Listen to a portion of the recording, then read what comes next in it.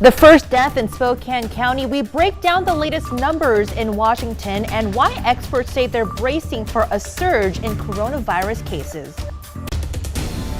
Plus, with this pandemic, the question still remains, do we still have to pay rent in Washington or Idaho? We break that down for you. And then what's allowed to stay open? What's an essential business? Some of your most asked questions in our KREM 2 newsroom answered. As we head into the weekend, more rain, more wind in the picture, and I'm also tracking a chance for some spring thunderstorms next week. Good evening and thank you for joining us tonight. I'm Regina Ahn. Thomas Patrick is anchoring remotely tonight from his home as we continue to practice social distancing. We'll check in back with meteorologist Thomas Patrick later in our newscast for an update on our weekend weather. But first, let's get straight to our top stories tonight. First, let's get to some breaking news in the last couple of minutes. New charges have been filed against 39-year-old William David Thompson. He's accused of running over Trooper Justin Schaefer during a high-speed chase on I-5. The state trooper was killed this week while deploying spike strips. Thompson is now charged with aggravated murder. The Spokane Regional District has confirmed its first coronavirus death in Spokane County. This is what we know so far. The person was a resident in Spokane County. The patient was a man in his 80s. As of today, there are a total of 86 confirmed cases in the county. Also new tonight, the Colville School District is notifying family members that an employee tested positive for coronavirus. The employee is working with Northeast Tri-County Health District. Health officials tell us this employee had no contact with students.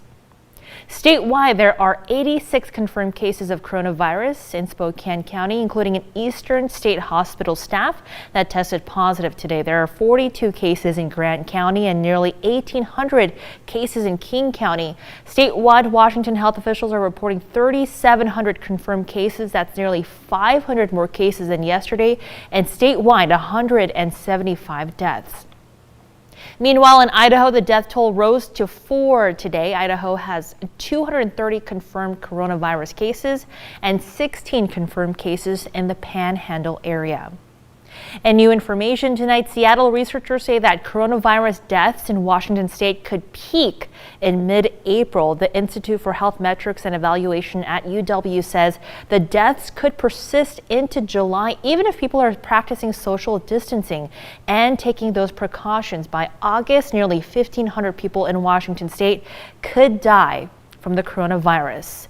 And President Trump signing into law that more than $2 trillion bill to tackle the health and economic fallout from the coronavirus pandemic. The package gives up to $1,200 directly to most working Americans.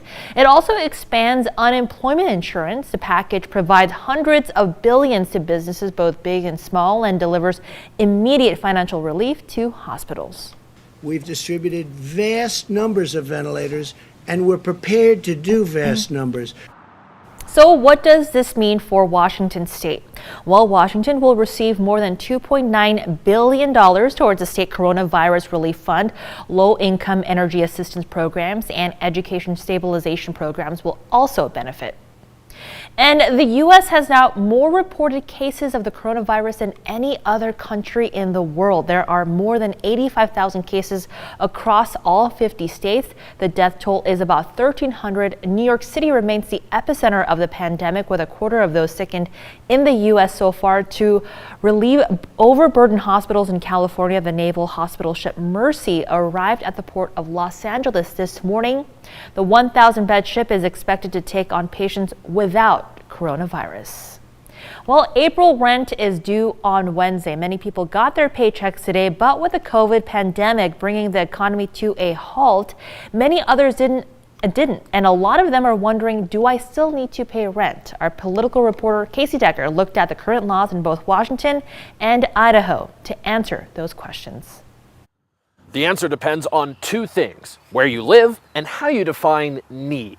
First, let's talk about Idaho, because things are pretty straightforward there. Right now, there is no pause on evictions due to the coronavirus. There are a couple of very narrow exceptions in some places in southern Idaho, but for most Idahoans, as things stand, you will still need to pay your rent on Wednesday. Okay, now over to Washington. Here, Governor Jay Inslee issued a 30-day moratorium on residential evictions. Meaning, if you don't pay your rent this month, your landlord can't evict you for that. But the order says nothing about pausing late fees, so you still might rack up additional debt. Furthermore, unless Inslee renews or modifies the order, once it expires, there's nothing stopping your landlord from demanding all that back pay. And if you can't pay it, there currently are no statewide protections against them evicting you. It's also worth noting that the statewide ban is only on evictions for late payment of rent, not on other violations of rental agreements. Now, in some cities like Seattle and Spokane, there are additional protections. Spokane's own eviction ban is much broader and it prevents late fees. But remember, that only applies to folks within city limits. So if you can pay your rent, you really still should. But if you live in Washington, you won't lose your home if you can't pay,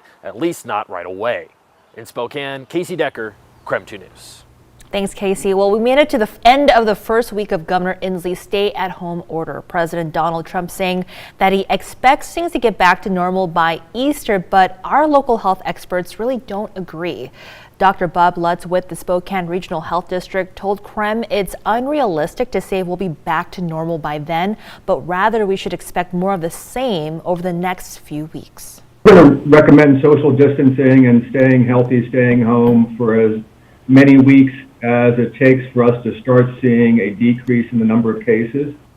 He says while it's important to stay home and practice social distancing, that doesn't mean we should socially isolate, meaning we need to find more ways to support one another and stay connected. That could be virtually or simply a text or a phone call. Looking ahead, starting Monday, school buses will now deliver meals to the elementary schools that you see on your screen in Spokane. The routes will go to the highest needs, including Arlington, Audubon, Cooper, Sheridan, and Stevens Elementaries. This delivery service is for any child between the ages of 0 to 18 or who are enrolled in high school. And now we want to take a moment to talk about some of the local businesses that aren't shutting down. Here at KREM, we've gotten countless messages and emails about landscaping companies, metal fabricating shops, car dealers, plenty of places that seem like they shouldn't still be operating, but they are. So to get a straight answer, we went straight to the governor's office today, and we're told all three of those examples are considered essential and are allowed to stay open. We also spoke with the Department of Commerce today. Their spokesperson says if the work is to maintain accessibility, security, safety of a property, it is considered essential. It also is essential if it's any support of any of those essential businesses or if they act as a supplier to one of those businesses as well. And we're also told even if a company is allowed to stay open, they still have to abide by the governor's mandate of social distancing and proper disinfecting. It's not just business as usual right now, and there are protections for essential employees as we speak. We've also gotten plenty of calls from people who say their jobs are being threatened if they don't come to work, and that's just simply wrong. Employers are not allowed to threaten you if you feel unsafe on the job. So if that is you, you can file an official complaint through the Department of Labor and Industries. Part of the governor's emergency declaration is a hazard alert, which is in place to keep workers safe. So it means you can't be forced to work if you feel your company isn't doing what it should to keep you safe from the virus. That includes, again, proper disinfecting policies, keeping sick people away from you, and social distancing. We have that complete list from the governor's office about jobs that are considered essential or non-essential on our website, krem.com. Well, we also encourage you tonight to send us any of your coronavirus questions to our text line. That number is on your screen. It's 509-448-2000 for the latest coronavirus developments. You can always text facts to that very same number. Well, switching gears now, it's almost a weekend and Thomas Patrick is back from working from home. He is working from home. So, hey, Thomas, what can we expect this weekend weather-wise? Let me tell you, Regina, it is Friday at the Casa del Patrick, so it is casual Friday. So no suit and tie for me today. I am ready for the weekend. As I mentioned yesterday, the place got a little bit more messy day after day, so I got a good bit of spring cleaning to do myself this weekend. Might be an indoor weekend because of how much rain may be in the forecast, but at least our temperatures are recovering at least a little bit for tomorrow. It should crack 50 degrees in Spokane, even with the cloud cover and the rainfall in the forecast for both Saturday and Sunday. It is definitely a warm system. It's a very spring-like system that moves in. But I'll tell you what, Sunday is looking a lot more wet than Saturday. So if you're trying to get outside for a walk around the block, Saturday's your better bet of the 2 days. But look at these rain chances for the next 5 days here. It really ramps up. It crescendos into Monday. Monday easily looking like the most active day weather-wise over the next 5 here as we kind of build up and then fall back down from then. And yes, that is a thunderstorm icon that you see there. So I'll time out when that rain is most likely and when we could hear a few rumbles of thunder across the inland northwest. Those details in just a few minutes. Hey, I don't mind a little thunderstorm. Thanks, Thomas. Well, in case you missed it, Washington Governor Jay Inslee signed a controversial sex education bill into law. This new law requires sex education in all Washington schools starting in kindergarten by the 2022-23 school year. Supporters say concerns about the birds and the bees being taught to kindergartners are not true. Students will be taught curriculum that's appropriate for their age. Older students will learn about LGBTQ issues, contraception, pregnancy, STDs, and sexual consent. Parents are also able to opt their children out of those lessons.